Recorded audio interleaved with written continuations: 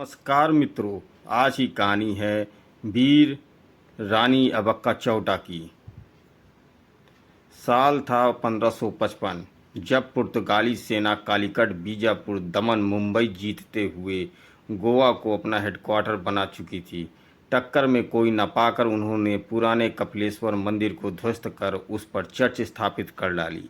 मैंगलोर का व्यावसायिक बंदरगाह अब उनका अगला निशाना था।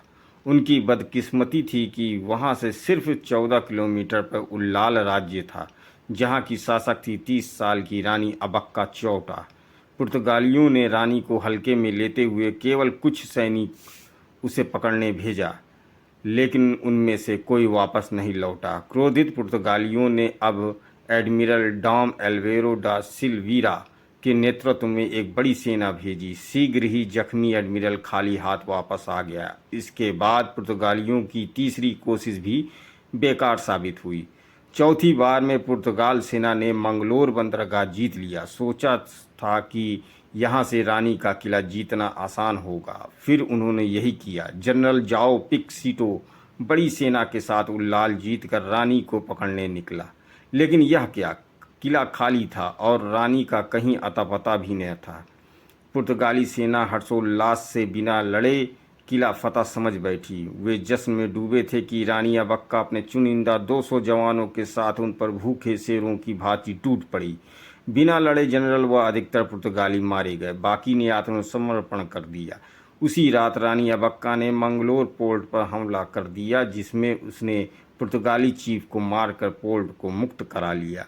कालीकट के राजा के जनरल ने रानी अबक्का की ओर से लड़ाई लड़ी और मैंगलोर में पुर्तगालियों का किला तबाह कर दिया, लेकिन वहां से लौटते वक्त जनरल पुर्तगालियों के हाथों मारे गए।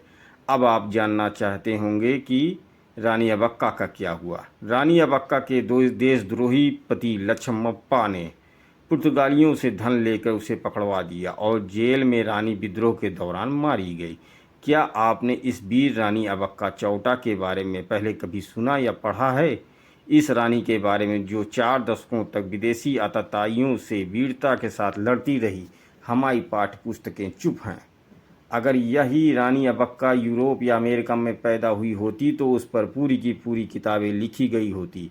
आज भी रानी अबक्का चौटा की याद में उनके नगर उल्लाल में उत्सव मनाया जाता है और इस वीर रानी अबक्का उत्सव में प्रतिष्ठित महिलाओं को वीर रानी अबक्का प्रशस्ति पुरस्कार से नवाजा जाता है।